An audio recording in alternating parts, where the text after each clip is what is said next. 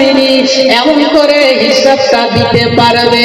ও সাহাবীরা, আমি বিশ্বনবী তোমাকে জানিয়ে দিলাম, আমি তোমাকে জানিয়ে দিলাম, ওই ময়দানে মানুষরে বড় লোকটাকে রস্তলকির পূর্বে আগে 500 বছর আগে আল্লাহ পাক গরিব মানুষদেরকে জান্নাত নসিব করে দেবে।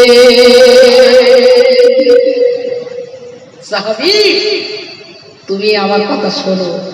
বলছি, ইয়া রাসূলুল্লাহ, আমি বললাম হুজুর বড় ভুল করে এসেছি, একটু দোয়া করে দেন।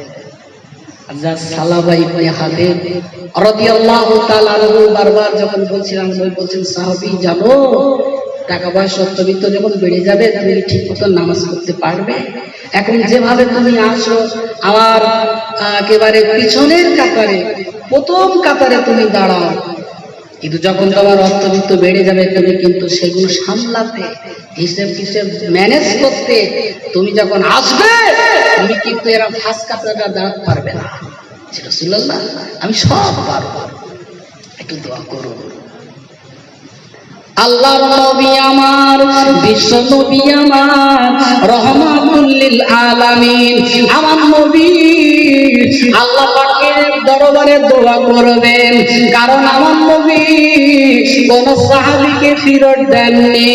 সাহাবীরা এসেছে, আমার নবী বুঝিয়েছেন, কিন্তু যখন সে বুঝছে না আমার নবী তাকে সব দিক দিয়ে নসিহত করে, আমার নবী বুঝানোর পরে আমার নবী তার জন্য দোয়া করবেন।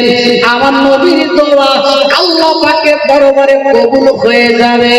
কারণ হলো ইতিপূর্বে এর আগে আমার নবী দোয়া যাদের জন্য করেছেন ওই দোয়া আল্লাহ পাকের দরবারে কবুল হয়েছে। যেমন হযরত আবু হুরায়রা